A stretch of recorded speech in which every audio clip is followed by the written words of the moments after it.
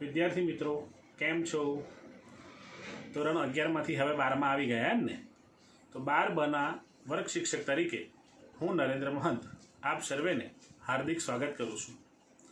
આપણી વાઘોડિયા ખાતે આવેલી ડૉક્ટર એનજી શાહ સાર્વજનિક હાઈસ્કૂલ દ્વારા લોકડાઉન પ્રસંગે અને લોકડાઉનના કારણે અને કોવિડ-19ની મહામારીના કારણે ઘરે બેઠેલ વિદ્યાર્થીઓ કે જે શાળાથી દૂર છે પણ શિક્ષણથી દૂર ના જતા રહે એના માટે એક ઓનલાઈન વિડીયો રજૂ કરવાનો એક પ્રયત્ન કરી રહ્યા છે કે જેમાં શાળામાં જે વિષયો ભણાવવાના હતા એ જ વિષયોના વિષય શિક્ષકો દ્વારા એક વિડીયો બનાવીને તમારી સમક્ષ રજૂ કરવામાં આવશે કે જેથી તમે એ વિડીયો જોઈ અને એ જે તે વિષયનું જ્ઞાન ઘરે બેઠા મેળવી શકો કે જેથી તમે સમયનો સદુપયોગ કરી શકો અને તમારા ભણતર પણ આગળ વધી શકે.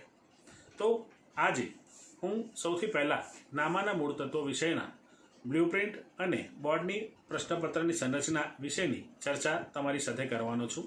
તો સૌથી પહેલાં બોર્ડના પ્રશ્નપત્રમાં કેટલા પ્રશ્નો હોય છે, કેટલા વિભાગ હોય છે, કયા પ્રકરણમાંથી કેટલા ગુણનું પૂછાય છે, એની સંપૂર્ણ અને ઊંડાણપૂર્વકની ચર્ચા આજે આપણે અત્યારે કરવા જઈ રહ્યા છે. તો સૌ પ્રથમ નામાના મૂળ તત્વો વિષયમાં ટોટલ 2 પાઠ્યપુસ્તકો છે, ભાગ 1 અને ભાગ 2.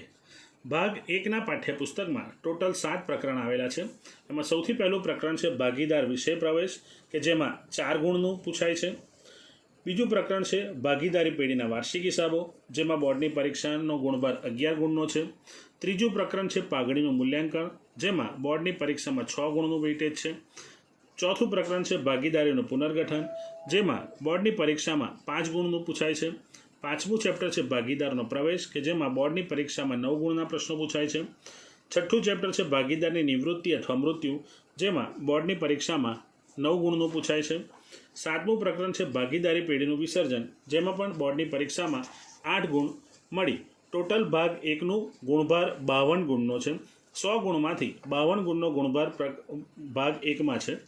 ત્યારબાદ વાત કરીએ ભાગ 2ની તો ભાગ 2માં કુલ 6 પ્રકરણ છે. સૌથી પહેલું પ્રકરણ છે શેર મૂડીના હિસાબો જેમાંથી બોર્ડની પરીક્ષામાં 10 ગુણનું પૂછાય છે. બીજું પ્રકરણ છે ડિબેન્ચરના હિસાબો જેમાંથી બોર્ડની પરીક્ષામાં 8 ગુણનું પૂછાય છે. ત્રીજું પ્રકરણ છે કંપનીના વાર્ષિક હિસાબો કે જેમાં બોર્ડની પરીક્ષામાં 11 ગુણનું વેઇટેજ છે. ચોથું પ્રકરણ છે નાણાકીય પત્રકોનું વિશ્લેષણ જે પૈકી બોર્ડની પરીક્ષામાં 5 ગુણનું પૂછાય છે. પાંચમું પ્રકરણ છે હિસાબી ગુણોત્તર અને વિશ્લેષણ જેમાંથી બોર્ડની પરીક્ષામાં 8 ગુણના પ્રશ્નો પૂછાય છે. અને છઠ્ઠું ચેપ્ટર છે રોકડ પ્રવાહપત્રક જેમાંથી બોર્ડની પરીક્ષામાં 6 ગુણના પ્રશ્નો પૂછાય છે. આ રીતે ભાગ 2ના પુસ્તકનું વેઇટેજ 48 ગુણનું છે. એટલે ભાગ 1ના 52 અને ભાગ 2ના 48 મળી કુલ 100 ગુણનું પ્રશ્નપત્ર તમારું તૈયાર થવાનું છે. હવે આ જે 100 ગુણના પ્રકરણ પૂછાવાનું છે કે 100 ગુણમાં કયા પ્રકરણમાંથી કેટલા ગુણનો અને કયો પ્રશ્ન પૂછાશે, કયા વિભાગમાં પ્રશ્ન પૂછાશે એની ચર્ચા કરીએ. તો સૌથી પહેલાં છે પ્રકરણ નંબર 1 ભાગીદારી વિષય પ્રવેશ. તો એમાં વિભાગ એમાં 1 ગુણનો એક હેતુલક્ષી પ્રશ્ન પૂછાશે અને વિભાગ સીમાં 3 ગુણનો પ્રશ્ન એટલે 3 ને 1 4 મળી કુલ 4 ગુણનું વેઇટેજ છે. પ્રકરણ નંબર 2 છે ભાગીદારી પેઢીના વાર્ષિક હિસાબો. આ પ્રકરણમાંથી વિભાગ A, B, C, D, Eમાંથી કશું જ પૂછાતું નથી. ફક્ત વિભાગ Fમાંથી 11 માર્કનો એક અને માત્ર એક દાખલો પૂછવામાં આવે છે. ત્યારબાદ છે પ્રકરણ નંબર 3 પાઘડીનું મૂલ્યાંકન. આ પ્રકરણમાંથી વિભાગ એમાં એક હેતુલક્ષી પ્રશ્ન પૂછાય છે, વિભાગ બીમાં એક વાક્યનો પ્રશ્ન પૂછાય છે અને વિભાગ ડીમાં 4 ગુણનો પ્રશ્ન પૂછાય છે. એટલે 4 ને 1 5 ને 1 6 આ રીતે 6 ગુણનો ગુણભાર થાય છે. પાંચમું પ્રકરણ છે ભાગીદારનો પ્રવેશ. આ પ્રકરણમાં વિભાગ બીનો એક વાક્યનો પ્રશ્ન અને વિભાગ ઈમાંથી 8 ગુણનો પ્રશ્ન મળી 8 અને 1 9 ગુણનું ગુણભાર છે. છઠ્ઠું પ્રકરણ છે ભાગીદારનું નિવૃત્તિ કે મૃત્યુ. આ પ્રકરણમાં વિભાગ એમાંથી 1 ગુણનો હેતુલક્ષી પ્રશ્ન અને વિભાગ ઈમાંથી 1 ગુણનો લાંબો દાખલો મળી કુલ 9 ગુણનો ગુણભાર થાય છે. સાતમું પ્રકરણ છે ભાગીદારી પેઢીનું વિસર્જન. આ પ્રકરણમાં વિભાગ એમાંથી 1 ગુણનો હેતુલક્ષી પ્રશ્ન પૂછાય છે, વિભાગ બીમાંથી 1 ગુણનો એક વાક્યનો પ્રશ્ન પૂછાય છે અને વિભાગ સીમાંથી 3 ગુણના 2 ટૂંકા દાખલા પૂછાય છે. એટલે 3 દુ 6 7 ને 8 આ રીતે મળી 8 ગુણનો ગુણભાર છે. પછી આવે છે ભાગ 2. તો ભાગ 2માં પહેલું પ્રકરણ છે શેર મૂડીના હિસાબો. આ પ્રકરણમાંથી વિભાગ એમાંથી 1 ગુણનો હેતુલક્ષી પ્રશ્ન, વિભાગ બીમાંથી 1 ગુણનો એક વાક્યનો પ્રશ્ન અને વિભાગ ઈમાંથી 1 ગુણનો 8 ગુણનો એક દાખલો મળી કુલ 10 ગુણનો ગુણભાર થાય છે. પ્રકરણ નંબર 2 છે ડિબેન્ચરના હિસાબો. એમાં પણ વિભાગ એમાંથી 1 ગુણનો હેતુલક્ષી પ્રશ્ન, વિભાગ બીમાંથી 1 ગુણનો એક વાક્યનો પ્રશ્ન અને વિભાગ સીમાંથી 3 ગુણના 2 પ્રશ્નો મળી 3 દુ 6, 7 અને 8 મળી 8 ગુણનો ગુણભાર થાય છે.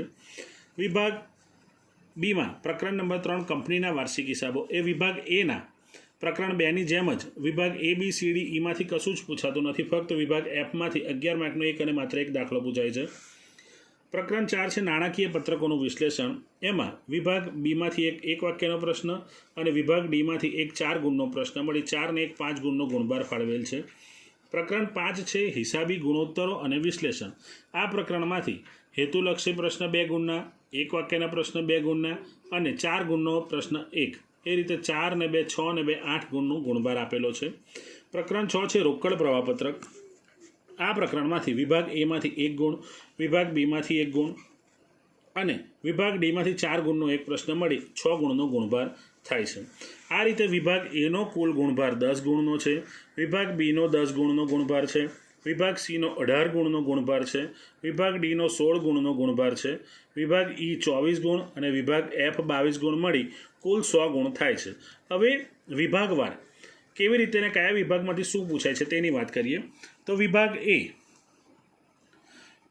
એમાં આવે છે હેતુલક્ષી પ્રશ્નો કે જેને આપણે MCQ કહીએ છીએ, મલ્ટિપલ ચોઇસ ક્વેશ્ચન. આ ક્વેશ્ચન 1 ગુણનો એક એવા 10 પ્રશ્નો પૂછાય છે 10 ગુણના. પછી આવે છે વિભાગ બી. વિભાગ બીમાં આવે છે એક વાક્યમાં જવાબ આપો. એમાં પણ એક ગુણના 10 પ્રશ્નો પૂછાય છે જેનો ગુણભાર કુલ 10 ગુણનો છે. પછી આવે છે વિભાગ સી. વિભાગ સીનું ટાઇટલ આવે છે માગ્યા મુજબ જવાબ આપો, જેમાં 3 ગુણના 6 પ્રશ્ન પૂછાય છે અને આ વિભાગનો ગુણભાર છે 18 ગુણનો, જે આ પ્રમાણે છે. પછી છે વિભાગ ડી. એનું પણ ટાઇટલ છે માગ્યા મુજબ જવાબ આપો. એમાં 4 ગુણના 4 પ્રશ્નો પૂછાય છે અને એનું કુલ વેટેજ છે 16 ગુણનું, જે આ વિભાગ ડીમાં દર્શાવ્યું છે એ પ્રમાણે. પછી આવે છે વિભાગ ઈ.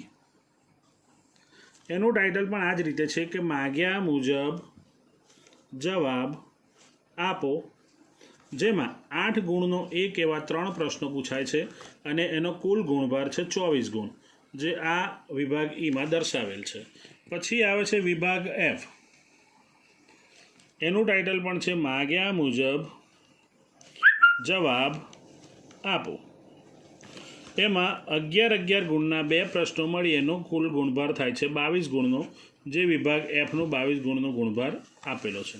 તો વિદ્યાર્થી મિત્રો, આ રીતે વિભાગ એથી લઈને વિભાગ એફ સુધી ટોટલ વિભાગ એ 10 માર્ક, વિભાગ બી 10 માર્ક, વિભાગ સી 18 માર્ક, વિભાગ ડી 16 માર્ક, વિભાગ ઈ 24 માર્ક અને વિભાગ એફ 22 માર્ક મળી 100 ગુણનું પ્રશ્નપત્ર તૈયાર થાય છે. તો આજે આપણે પ્રથમ પીરિયડના પ્રથમ દિવસે આ બોર્ડની પરીક્ષાની બ્લુપ્રિન્ટ વિશે માહિતી મેળવી અને આવતીકાલથી હવે આપણે નિયમિત રોજ ચેપ્ટર પ્રકરણ જે સિક્વન્સમાં આવતા હશે એ પ્રમાણે એની વિગતવાર ચર્ચા હવે પછીના પીરિયડમાં કરીશું. Thank you.